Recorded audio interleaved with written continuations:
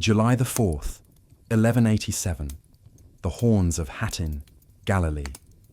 The sun has not yet risen, but the Crusader army is already dying. Across the black volcanic rock, 20,000 men stumble forward, blinded by smoke, choking on thirst, collapsing beneath the desert heat. Surrounded on all sides, their king grasps the true cross and whispers the last prayer he will ever speak in battle. And on the ridgeline above them, Saladin's 12,000 elite warriors prepare to strike the blow that will erase a kingdom. Saladin knew exactly what he was doing when he crossed the Jordan River in late June of 1187. He didn't come to conquer, he came to provoke. His target was Tiberias, a fortified city on the western shore of the Sea of Galilee, strategically vital but not impossible to bypass. The city's walls were strong, its garrison was small, and its lady, Yeshiva of Bures, was the wife of Raymond of Tripoli, one of the most powerful lords in the Kingdom of Jerusalem. Saladin didn't need to take Tiberias.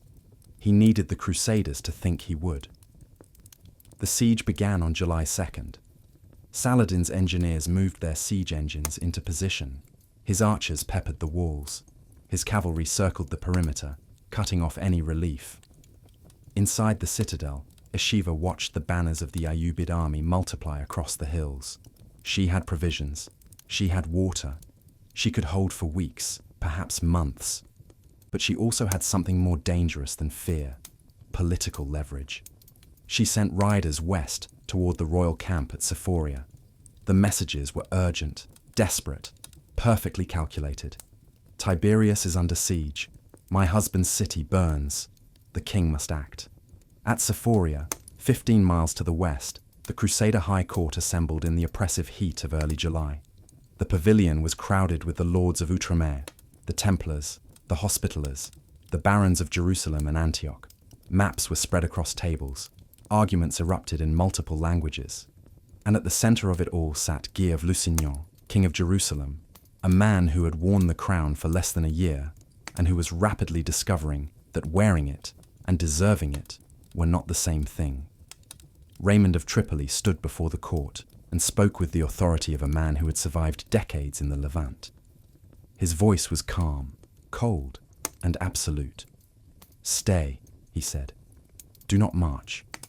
He gestured to the maps. Saladin's army was larger, better supplied, and positioned to control every water source between Sephoria and Tiberias. The route was a furnace in July. The terrain favored ambush. Tiberias could hold. This was a trap, and Raymond could see it as clearly as if Saladin had drawn him a diagram. "If we march," Raymond said, "we lose everything." The room went silent. And then Gerard de Riedfort, Grand Master of the Knights Templar, stepped forward. Jerusalem's new king refused to listen. Guy of Lusignan had never been meant to rule Jerusalem. He was a younger son from Poitou, a minor French noble who had arrived in Outremer with little reputation and less money. What he did have was ambition, charm, and the extraordinary luck of catching the eye of Sibylla, the king's sister. When her first husband died, Guy married her. When her brother, the leprous King Baldwin IV, finally succumbed to his disease, the crown passed to Sibylla's young son. And when that boy died barely a year later, Sibylla became queen, and she made Guy her king. The lords of Jerusalem despised him. Raymond of Tripoli had been regent during Baldwin's illness and considered Guy a usurper. The military orders saw him as inexperienced and weak. Even his own vassals questioned whether he had the spine for the throne. Guy knew this.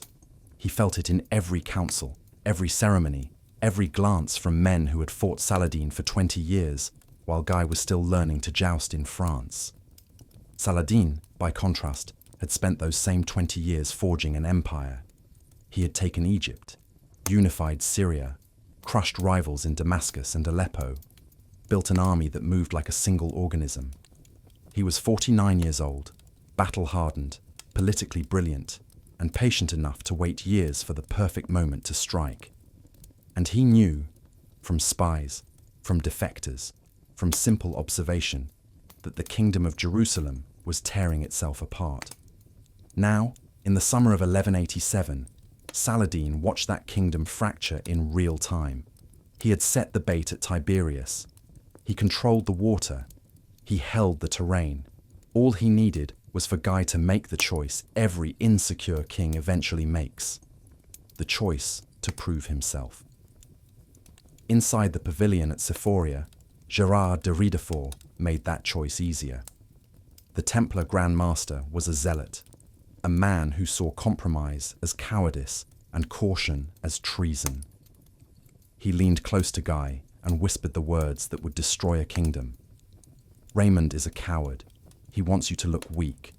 If you stay here while Tiberias burns, every lord in Outremer will know you are not fit to be king.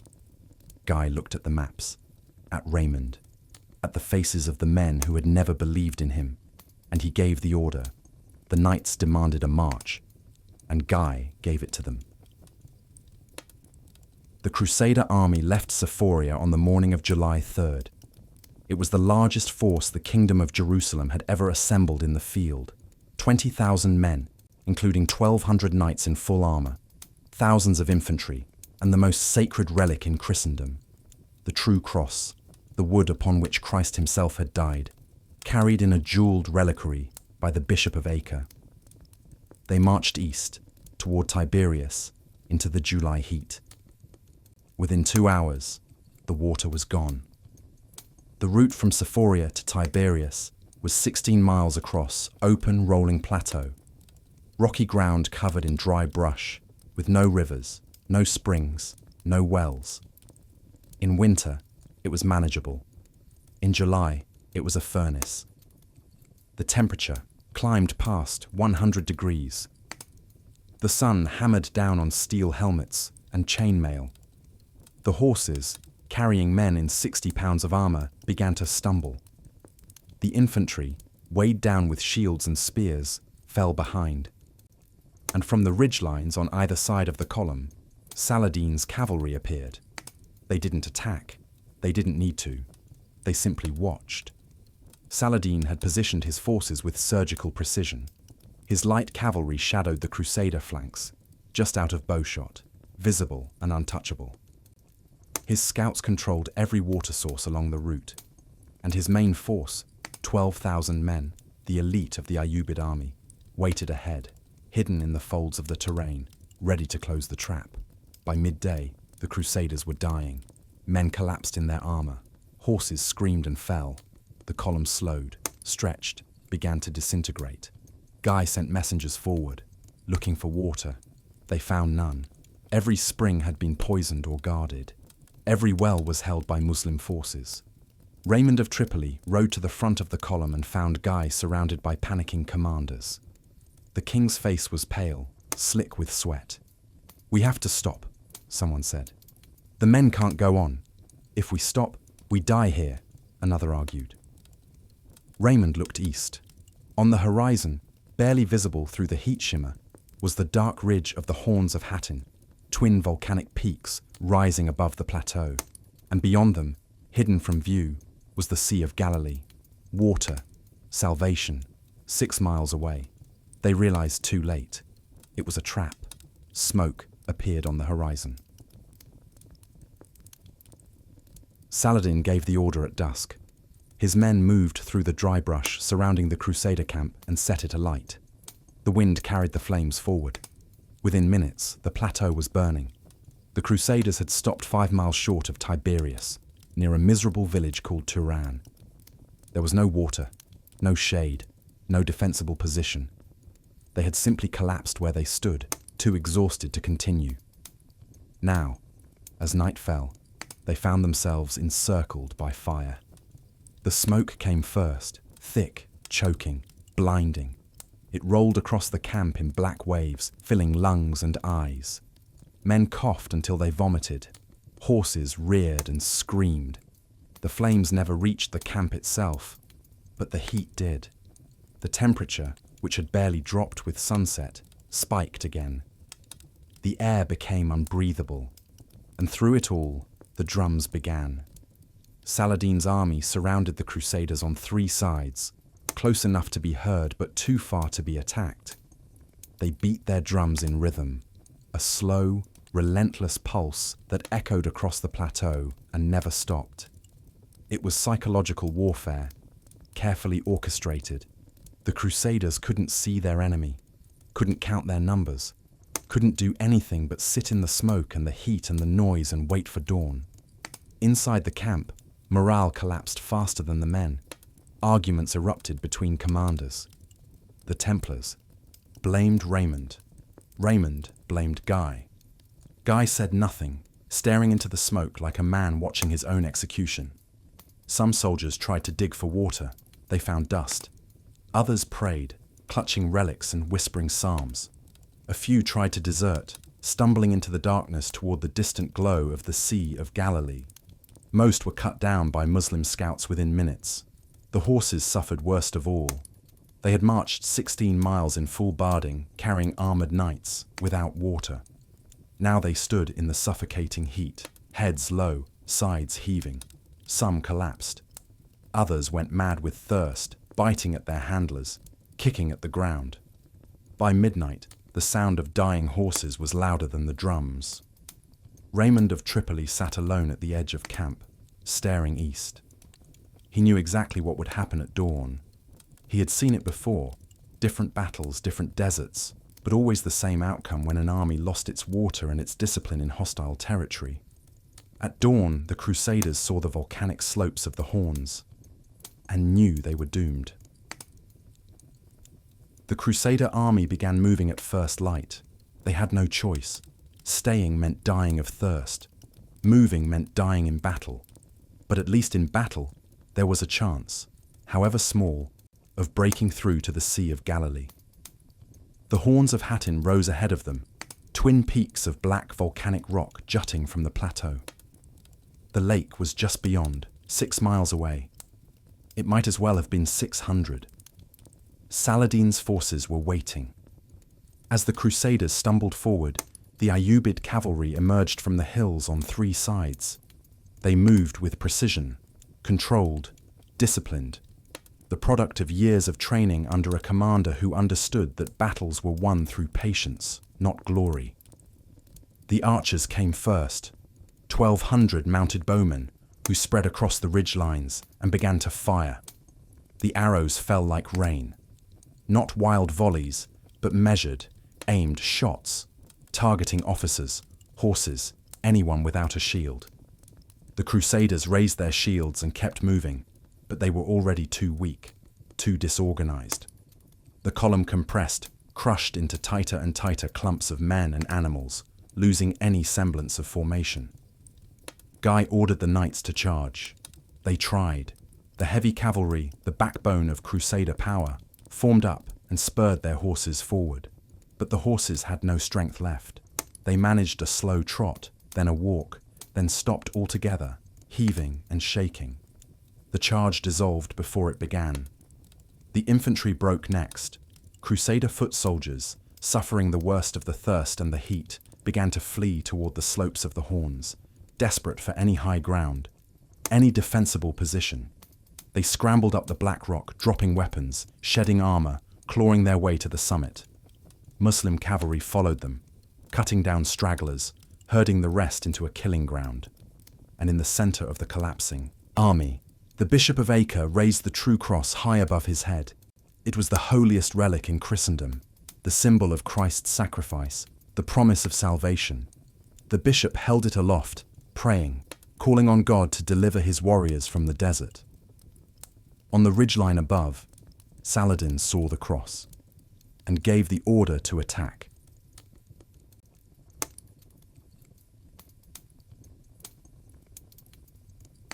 Saladin's army moved with the precision of a machine designed for a single purpose. He divided his forces into two groups, the hammer and the anvil.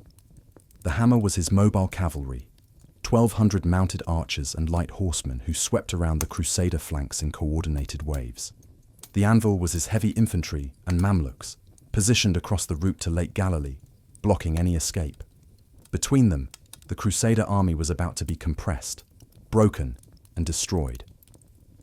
The Saracen horse archers struck first. They rode in close, released volleys of arrows at point-blank range, then wheeled away before the Crusaders could respond. It was a tactic perfected over centuries of steppe warfare, adapted now to the rocky terrain of Galilee. The arrows didn't need to kill. They just needed to wound, to panic, to force the Crusaders into tighter and tighter formations where movement became impossible. Within minutes, the Crusader lines began to sever. The vanguard, pressing toward the lake, lost contact with the center. The rearguard, still climbing onto the slopes of the horns, was cut off entirely. What had been an army became 3 separate clusters of men, each surrounded, each dying. The heat became lethal. Men in full armor, already weakened by a night without water, began to collapse mid-step. Not wounded, not struck by arrows, just dead. Their hearts gave out. Their brains cooked inside their helmets. They fell forward onto the black volcanic rock and did not move. The sun was an enemy more deadly than any sword, and it showed no mercy. Dehydration killed as many as arrows. Crusader soldiers, stumbling through smoke and dust, their tongues swollen black, began to hallucinate. Some saw rivers that weren't there and ran toward them, straight into Muslim lines. Others simply sat down and waited to die, too exhausted to care. Knights, trained since childhood to fight through pain, found themselves unable to lift their swords. The weight of their armor, which had protected them in 100 battles, became a cage they could not escape. And then, with a sound like a breaking wave, the Crusader rearguard shattered. The men who had been holding the rear, protecting the retreat, simply broke. They threw down their weapons and ran. Some toward the lake, some up the slopes, some in no direction at all, just away from the arrows and the heat, and the knowledge that they were going to die. Muslim cavalry poured through the gap. The Crusader army was now in 3 pieces, and Saladin was picking them apart, one by one. The Knights Templar had been fighting for 90 years. They were warrior monks, men who had sworn oaths of poverty, chastity, and perpetual war against the enemies of Christ. They did not retreat, they did not surrender, and they did not break, until Hattin. The Templar vanguard, led by Grand Master Gerard de Riedefort, had been positioned at the front of the Crusader column. When the army began to disintegrate, Gerard made the only decision he could: attack. If they could break through the Muslim lines, reach the lake, secure water, they might hold long enough for reinforcements. It was insane. It was also the only option left. 200 Templars formed up in a wedge formation, lances lowered, and charged. Their horses, dying of thirst, managed one final effort. The wedge smashed into the Muslim left flank with the force of a battering ram. For a moment, a single impossible moment, it looked like it might work. Muslim cavalry scattered, infantry fell back. A gap opened, and then Saladin closed it. From 3 sides, Ayyubid forces converged on the Templars. Horse archers circled behind them, cutting off retreat. Heavy cavalry hit them from the flanks. Infantry swarmed forward, dragging knights from their saddles. The charge became a trap. The Templars fought with the desperation of men who knew they were already dead. But desperation is not tactics. Within minutes, the formation collapsed. The massacre happened on the lower slopes of the Horns, where the ground was too rocky for horses and too exposed for defense. Templars dismounted and fought on foot, surrounded on all sides. They killed dozens of Saladin's men. It didn't matter. For every Muslim soldier who fell, 2 more took his place. The Templars were being drowned in bodies. Gerard de Riedefort was struck by an arrow in the shoulder, then a spear to the leg. He collapsed, still swinging his sword, until Muslim infantry wrestled him to the ground. Around him, his knights fell one by one. Some were captured. Most were simply killed where they stood, hacked apart by men who had lost friends and wanted revenge. By the time the fighting stopped, fewer than 30 Templars remained alive. They were bound, stripped of their armor, dragged towards Saladin's position on the ridge. And Saladin, watching the Templar vanguard destroyed, gave his next order: Seize the hilltops. Muslim infantry began climbing the horns of Hattin from three sides. Thousands of Crusader foot soldiers had fled to the peaks, hoping the high ground would save them. It didn't. The slopes were steep, black volcanic rock that burned to the touch in the midday sun. There was no water, no shade, nowhere to run. The infantry, exhausted and unarmed after dropping their weapons during the climb, could only watch as the enemy closed in. Below, in the valley, the true cross still stood. It was surrounded now by fewer than 100 men. The last defenders of the holiest relic in Christendom. The Bishop of Acre, who had carried it since dawn, was dead. An arrow had taken him through the chest an hour earlier, but someone else had grabbed the reliquary, lifted it high, kept it visible above the carnage. As long as the cross stood, the Crusaders believed God was with them. Saladin saw it. He pointed. Muslim infantry surged forward. The defenders of the cross fought like men possessed. They had no formation, no strategy, no hope, just faith and fury. But faith doesn't stop arrows. It doesn't stop spears. It doesn't stop an army that has already won. One by one, the defenders fell. The circle around the cross shrank. 10 men, 5, 2, and then the bishop's successor, a priest whose name is lost to history, collapsed. Not from a wound, from heat stroke. He simply fell forward, still clutching the reliquary, and did not rise. A Mamluk soldier reached him first. He pried the cross from the priest's dead hands, lifted it above his head, and turned towards Saladin's position on the ridge. The reliquary caught the sunlight, gold and jewels flashing. For a moment, the entire battlefield seemed to freeze, and then the roar began. 12,000 Muslim warriors, from the ridgelines to the valley floor, erupted in celebration. They had taken the true cross, the symbol of Crusader power, the promise of divine protection, the relic that had led Christian armies to victory for 80 years. It was over. Across the battlefield, every Crusader who saw it felt something break inside them. Not their bodies, their will. The cross was supposed to protect them. God was supposed to save them. But God had chosen the other side, and now there was nothing left but dying. Morale shattered instantly. Men who had been fighting moments before threw down their weapons. Knights who had sworn to die in battle surrendered. The Crusader army, already destroyed, now realized it spiritually. In the center of the collapsing army, King Guy of Lusignan watched the cross fall and understood that his kingdom had just ended. He was surrounded now with the last of his knights, and the Muslim army was closing in. Guy of Lusignan's household guard numbered fewer than 50 men. They formed a ring around their king, shields locked, facing outward in every direction. They were the best knights in Jerusalem, men who had fought beside Guy for years, who had stayed loyal when others abandoned him, who would die before they let their king be taken. It took less than an hour. The heat killed them as surely as the enemy. Knights collapsed inside the formation, dead from heat stroke, and their brothers stepped over their bodies to close the gaps. The ring shrank. 40 men, 30, 20. Muslim infantry surrounded them 3 deep, not attacking, just waiting. Saladin had given orders. The king must be taken alive. On the ridge above the battle, Saladin sat in the shade of his command tent and watched. He drank cold water brought up from wells his men controlled. He ate dates.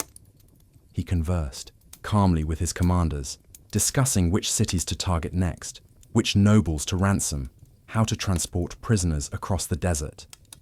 The battle was already over in his mind. This was just the final paperwork. Below, Guy of Lusignan fought like a man trying to rewrite history. He swung his sword until his arms gave out. He screamed orders no one could follow. He refused every offer to surrender. But the human body has limits, and Guy reached his. His sword fell from his hand. His legs buckled. He collapsed to his knees, gasping, and did not rise. Muslim soldiers moved in. They disarmed him, bound his hands, dragged him away from his dying knights. Behind him, Raymond of Tripoli was captured in the same manner. the Lord of Kerak, the man who had broken every truce, raided every caravan, made himself Saladin's personal enemy. He was bleeding from a dozen wounds, but still alive, still defiant. They were brought before Saladin together. The Sultan of Egypt and Syria studied them in silence. Then he gestured for water to be brought. He drank. He passed the cup to Guy. In Arab custom, offering water guaranteed a prisoner's safety. He did not offer water to Raymond. Saladin stood. He spoke quietly, almost conversationally, listing Raymond's crimes, the broken treaties, the murdered pilgrims, the attack on Saladin's sister. Then he drew his sword. The execution was not clean. Saladin was a commander, not a killer, and the first blow only wounded Raymond. It took 2 more strikes before the Lord of Kerak fell. His body was dragged out of the tent and left in the sun for the scavengers. The surviving Crusaders, watching from where they knelt in the dust, understood the message. Mercy was conditional, and for most of them, it was already gone. The killing ground stretched for miles, across the slopes of the Horns, through the valley, along the route back to Sephoria. The bodies of 20,000 men lay where they had fallen, knights in their armor, cooked alive in the desert heat. Infantry with arrows through their backs, horses with broken legs, left to die in the sun. The black volcanic rock was slick with blood. The remaining Crusaders, perhaps 3,000 men who had fled to the hilltops, were hunted down systematically. Saladin's infantry swept through them in waves, killing or capturing anyone who resisted. Most didn't resist. They were too weak, too broken. They surrendered or died without a fight. Prisoners were sorted into groups. Nobles on one side. They were worth ransom. Templars and Hospitallers on another. They would be executed. Common soldiers in a third group. They would be enslaved or left to die, depending on whether they seemed strong enough to survive the march to Damascus. The true cross was loaded onto a wagon, upside down, and sent east under heavy guard. It would be displayed in Damascus as proof of God's favor, then locked away in a treasury and forgotten. By mid-afternoon, smoke blanketed the battlefield. Saladin's men had set fires to clear the brush and speed the burials. The smoke mixed with dust and heat shimmer, turning the air thick and grey. Through it, Saladin rode slowly across the killing ground, observing. He showed no triumph, no joy. Just the calm satisfaction of a man who had planned something perfectly and watched it unfold exactly as intended. He had destroyed the largest Crusader army ever assembled in a single day. He had captured their king, their nobles, their holiest relic. He had done it with minimal losses, fewer than 3,000 casualties among his own forces, most of them light wounds. And he had done it not through superior numbers or equipment, but through strategy, patience, and an understanding of human weakness. On the ridge above Hattin, Saladin dismounted and looked west, toward the coast, toward Jerusalem. The kingdom of Jerusalem had no army left, no leadership, no way to defend itself. Every fortress, every city, every town between here and the Mediterranean was now defenseless. The chroniclers would later write that Saladin stood on that ridge for an hour, watching the smoke rise from the battlefield before he finally spoke. "Send word to Damascus," he said. "We march on Jerusalem in 3 days." Jerusalem now lay completely defenseless.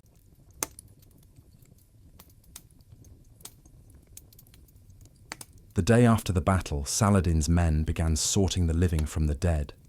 Thousands of Crusaders had survived Hattin, not through skill or courage, but through simple luck. They had collapsed at the right moment, been overlooked in the chaos, or surrendered before someone killed them. Now, they knelt in long rows across the plateau, hands bound, waiting to learn their fate. Saladin divided them into categories with the efficiency of a quartermaster organizing supplies. Nobles went into one group, men like Guy of Lusignan, Gérard de Riedefort, and the surviving barons. They were worth gold. Their families would pay fortunes to get them back. They would be fed, sheltered, treated with the courtesy due to prisoners of rank, and eventually ransomed back to Europe. It was business. The Templars and Hospitallers went into another group. 230 warrior monks, still wearing their torn surcoats, still defiant even in chains. Saladin walked along their lines personally, studying them. These men had sworn oaths to fight Muslims until death. They could not be ransomed. Their orders forbade it. They could not be released. They would simply return to the battlefield. There was only one option. Saladin gave the order at dawn on July 5th. His officers and religious scholars performed the executions in a field outside the camp. Most had never killed before, and it showed. Some Templars died quickly, a single clean stroke. Others took minutes, hacked apart by inexperienced hands while they prayed or cursed, or simply stared at the sky. The executions lasted until midday. By the end, 230 bodies lay in rows, and Saladin's army understood the message. Mercy had limits. Common soldiers, the thousands of infantry, archers, and camp followers who had survived, were sold into slavery or simply left to die. There was no market for them, no value. Some were taken by Bedouin traders. Most were marched east toward Damascus, where they would spend the rest of their lives in chains. A few escaped during the march. The desert killed them before they reached safety. Guy of Lusignan was kept separate from the others, housed in a pavilion, fed and watered, treated like the king he claimed to be. It was the cruelest punishment Saladin could devise. Guy would live to see every consequence of his failure, every city that fell, every life lost, every piece of the kingdom he had destroyed. On July 6th, Saladin broke camp and turned his army west toward the coast. He was preparing to move on Jerusalem. Saladin's army moved through Galilee like a flood through a broken dam. There was no resistance, no defense, no organized attempt to stop them. The kingdom of Jerusalem, which had controlled the Levant for 88 years, collapsed in weeks. Tiberias surrendered the day after Hattin. The garrison, which had held out during the siege, saw Saladin's banners approaching and opened the gates. Saladin kept his word. The defenders were allowed to leave unharmed. Eshiva of Bures, whose desperate messages had triggered the march to Hattin, was ransomed back to her husband Raymond. She would live to see her husband die of grief and shame within months. Acre fell on July the 10th. The greatest port in the Crusader states, a city that had withstood sieges for decades, surrendered after a single day of negotiation. The garrison was too small, the walls too long, the population too terrified. Saladin offered terms: surrender and live, resist and die. They surrendered. Sidon, Beirut, Caesarea, Jaffa, one by one, the coastal cities opened their gates or fell after brief, token resistance. Saladin moved methodically, leaving garrisons in each city, securing supply lines, ensuring that nothing he took could be easily retaken. This wasn't a raid. It was a conquest, planned and executed with the same precision he had used at Hattin. Towns that had never seen Muslim soldiers in living memory woke to find Ayyubid banners flying from their walls. Crusader lords, who had spent decades ruling these lands, fled west, carrying what they could, abandoning everything else. Refugees flooded the roads toward Jerusalem. Thousands of displaced people, terrified, clutching children and whatever possessions they could carry. And everywhere Saladin went, he heard the same message: there is no army left. No one is coming to save you. The king is a prisoner. The Templars are dead. The true cross is gone. Surrender and you will live. Resist and you will burn. By September, Saladin controlled the entire coast except for Tyre, which held out, under Conrad of Montferrat. But Tyre was isolated, cut off, irrelevant. The real prize was 60 miles inland, sitting on its hilltop, watching the horizon for an army that would never come. Only one city remained. Jerusalem in September 1187 was a city preparing to die. The streets were packed with refugees. Food was running out. The garrison was a patchwork of survivors, old men, and boys too young to have fought at Hattin.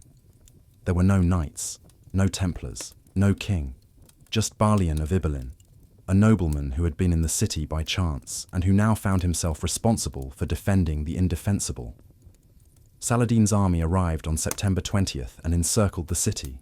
12,000 men, fresh from victories across Galilee, positioned siege engines on the hills overlooking the walls. Saladin had no intention of rushing this. He had waited decades for this moment. He could wait a few more weeks, but he offered terms first. Surrender the city, and everyone inside would be allowed to leave unharmed. Muslim, Christian, Jew, it didn't matter. Pay a ransom, take what you can carry, and go. No massacre, no sack, no repeat of what the Crusaders had done in 1099 when they took Jerusalem and slaughtered every Muslim and Jew they could find until the streets ran with blood. Balian came out to negotiate. He was a practical man, a survivor of Hattin who had watched the kingdom collapse.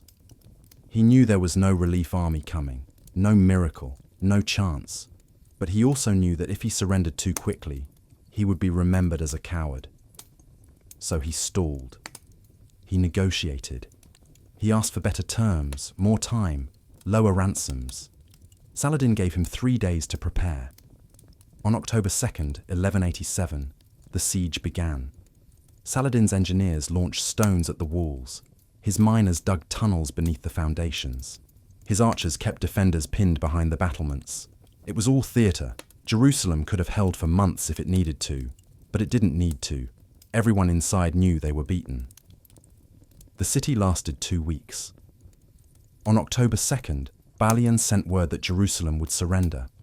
Saladin granted the terms he had promised. Every Christian inside the city could leave alive if they paid a ransom. 10 dinars for a man, 5 for a woman, 1 for a child. Those who couldn't pay would be enslaved. It was mercy by medieval standards, and a stark contrast to the bloodbath of 1099. On October 2nd, 88 years to the day after the First Crusade captured Jerusalem, Saladin entered the city peacefully. A holy city changed hands, for the first time in living memory, without a massacre. The news reached Europe in November. Messengers arrived at the courts of England, France, and Germany, carrying the same impossible story. Jerusalem had fallen. The true cross was lost. The king was a prisoner. The kingdom of Jerusalem no longer existed. Europe was stunned. For 90 years, Jerusalem had been Christian. An entire generation had grown up believing that God had given the Holy Land to Christendom forever. Now, in a single summer, that certainty had been shattered. The reactions were immediate and visceral. Pope Gregory VIII issued a papal bull calling for a new crusade. He declared it a divine mandate, a holy duty, a test of faith. Kings who took the cross would have their sins forgiven. Those who refused would be damned. The rhetoric was apocalyptic. This was not just a military defeat, but a spiritual crisis that threatened the salvation of every Christian soul. In the Muslim world, the reaction was jubilation. From Baghdad to Cairo, from Damascus to Mecca, the news of Hattin and Jerusalem spread like wildfire. Saladin's name became legendary overnight. Poets composed verses in his honor. Scholars declared him the greatest warrior since the Prophet's companions. He had done what no Muslim leader had managed in 90 years. He had reclaimed Jerusalem. Saladin himself reacted with characteristic restraint. He fortified Jerusalem, restored mosques that had been converted to churches, and began the work of administering a vastly expanded empire. He did not gloat. He did not declare victory. He knew, as all great strategists know, that winning a battle is easier than securing the peace. And he was right. In Europe, 3 kings took the cross: Richard the Lionheart of England, Philip Augustus of France, and Frederick Barbarossa of the Holy Roman Empire. They began assembling the largest crusading army in history. Hattin had destroyed one kingdom, but it had also guaranteed that the war would continue for another century. The stage was set for the Third Crusade and the arrival of Richard the Lionheart. Hattin became the battle that triggered the Third Crusade. Hattin was not just a defeat, it was the shattering of an entire world. In a single day, Saladin destroyed the military power of the Crusader states. 20,000 men, the largest army Jerusalem had ever fielded, were killed, captured, or enslaved. The true cross, the symbol of Crusader legitimacy, was lost. The king was a prisoner. The Templars and Hospitallers, the military backbone of Outremer, were decimated. And within 3 months, Jerusalem itself had fallen. But Hattin's significance went beyond the immediate military consequences. It was a masterclass in strategic planning. Saladin had spent years positioning himself for this moment. He had unified Egypt and Syria, built an army capable of sustained campaigning, studied his enemies' weaknesses, and then exploited them with surgical precision. The siege of Tiberias wasn't a random raid, it was bait. The route to Tiberias wasn't an unlucky choice, it was a trap. Every element of the battle, from the timing to the terrain to the psychological warfare, had been planned, and Saladin's opponent had walked into it willingly. Guy of Lusignan's decisions at Hattin were a catalogue of failure, ignoring experienced counsel, marching in July heat, failing to secure water, allowing his army to be surrounded. But Guy's mistakes were symptoms of a deeper problem. The Crusader states had become complacent, divided, and convinced of their own divine mandate. They believed God would protect them. Hattin proved otherwise. The transformation of the Near East was immediate and permanent. The Crusader states never recovered. They survived in diminished form for another century, clinging to coastal cities, dependent on reinforcements from Europe, but they were never again a regional power. The Third Crusade would reclaim some territory, but Jerusalem remained Muslim. The balance of power had shifted permanently. Hattin also transformed Saladin. Before the battle, he was a capable general and skilled politician.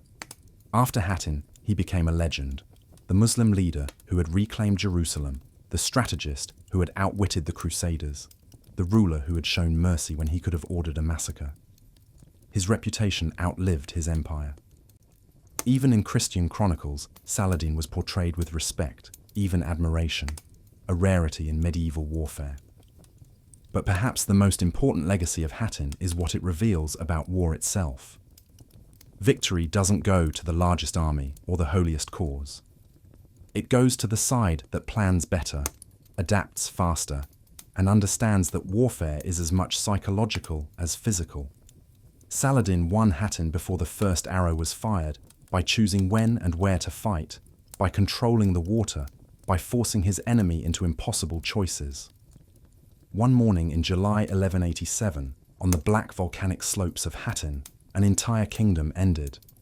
Not because God chose sides, but because one commander was brilliant and another was not. And that morning changed the world.